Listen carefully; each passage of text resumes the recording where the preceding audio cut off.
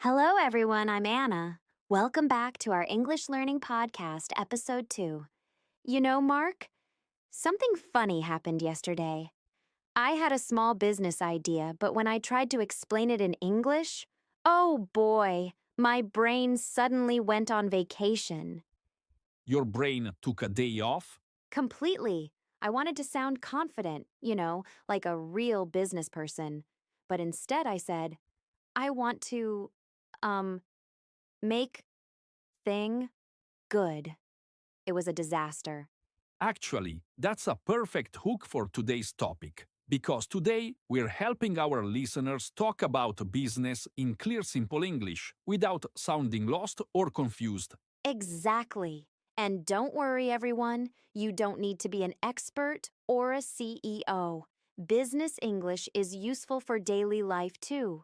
That's right. If you work, if you study, if you plan something, or even if you share ideas with people, a little business English goes a long way. So, welcome back, English learners. We're happy to have you with us again. And today we're diving into Business English, episode 2 of our English Learning Podcast Conversation series. So sit back, relax, and let's enjoy learning together. So, let's start with something simple. When you think about business English, what's the first thing that comes to your mind? Hmm, I'd say one of the most common things people want to do is share ideas, especially in meetings. Oh, yes, meetings.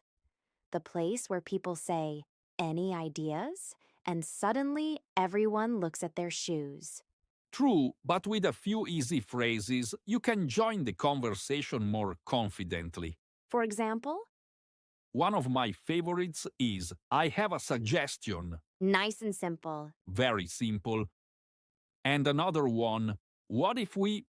It's a gentle way to make a suggestion. Right. What if we try a different design? Or what if we post the video earlier? Something like that? Exactly. It sounds friendly, not too strong, not too soft, just right. I like it. And here's another one I often use. Maybe we could. I love this phrase because it sounds open, polite, and relaxed. Yes, it leaves a space for others to respond, and that matters in a business environment.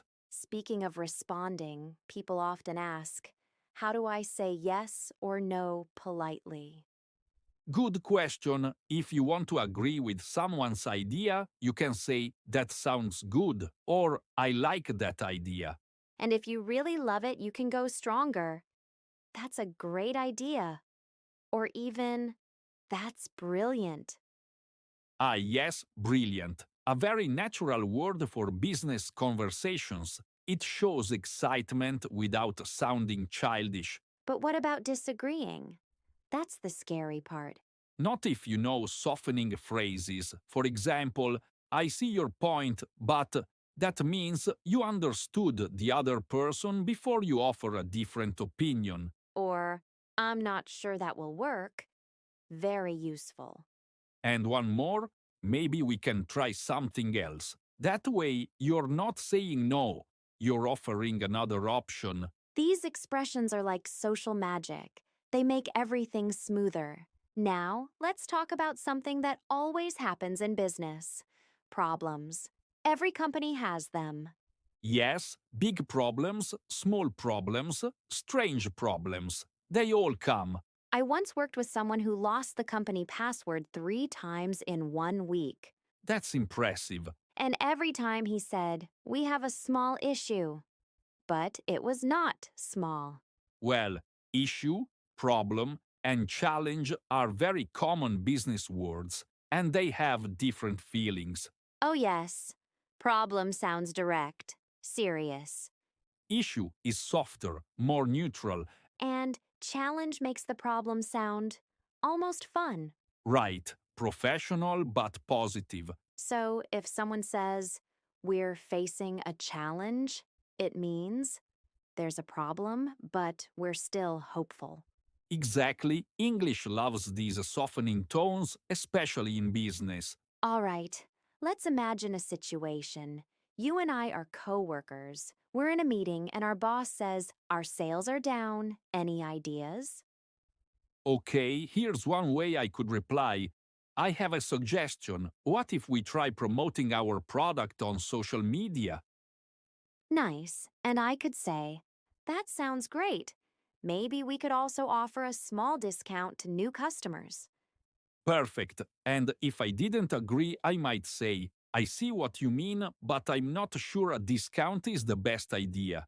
And I could answer, no problem. We can think about other options. See, no fight, no stress, just a clear communication. Exactly. That's the magic of simple business English. Let's move to another area, talking about plans. This is very important in any job. Yes, words like schedule, deadline, task, goal. And even simple verbs like finish, prepare, complete. I think one of the most useful phrases is, I'm working on. Good one. It helps you talk about your tasks. For example, I'm working on the new report. Or I'm working on the website update. And if you want to sound more professional, you can add time. I'm working on the project and I should finish by Friday. Yes, deadlines matter. Another great phrase is, I'll take care of it. Oh yes, that phrase shows responsibility. It means, don't worry, I will handle this. And people love hearing that phrase in business. And one more, let's follow up later. This is super useful. Follow up means check again, discuss again, continue later. Right. It shows you're serious. Speaking of clarification, let's act out a mini scene. This will help our listeners hear natural business English. Good idea. Let's pretend we're preparing for an important presentation. I'll start. Hey, Mark, do you have a minute? I want to talk about the presentation for tomorrow.